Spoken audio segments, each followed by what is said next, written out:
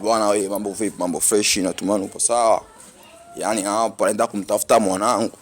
Na kumtafuta mwanangu ambaye ni mwanetu sote. Boy B. Na kumtafuta tokea kwao.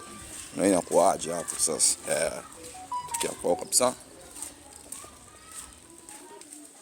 Toka kumuona mwanao ambaye ni mwanetu sote. Mungu wa kwetu sote, afu mwanetu yuko hapo. Oi. Familia. Kwaje? Unyama mwanangu. Tawala. Naelekea wapi mzee wangu? Sio ndio ndo tunaamka mwanangu. Boy B. Bwana, mbele ya yote tunaomba ujitambulishe mwenyewe.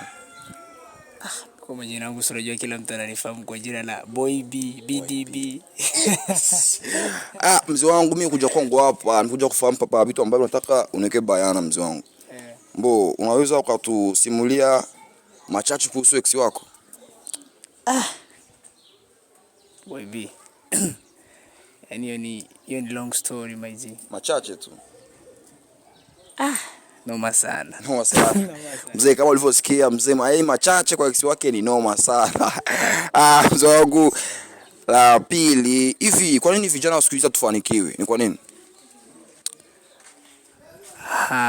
Yaani kitu mimi naona naweza nikaongelea hicho kitu. Kwa kweli hatuna upendo, hatupendani my G.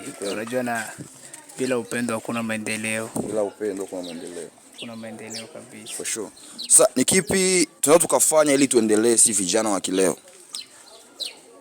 Kwanza mimi naona unaweza kusupport mwenzie, unamsupport kwa hatua ambayo anayoipiga, naweza nikasema hivyo. Maana ukifurahia mwenzako hata kwako pia inaweza vikaja. For sure. Mambo kama hivyo yani hapo na yeye, hapo una understand. Mzee wangu nakubali, yani mpaka hapo mzee wangu. Sina la ziada, la mwisho na la kumalizia. Nahitaji uambie kitu kwa shabiki zako. Mimi kwanza nashukuru sana. Ndugu yangu leo kanitembelea. Nafurahi sana kabisa. Welcome again my G. Shukrani sana mzee. Allah kubariki. Thank you so much. Ndugu mpenzi msikilizaji, kama ulivyosikia, nilikuwa na mwanako Boy B.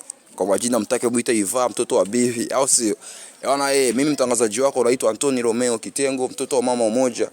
Kwenye kamera niko na Bas Etoile.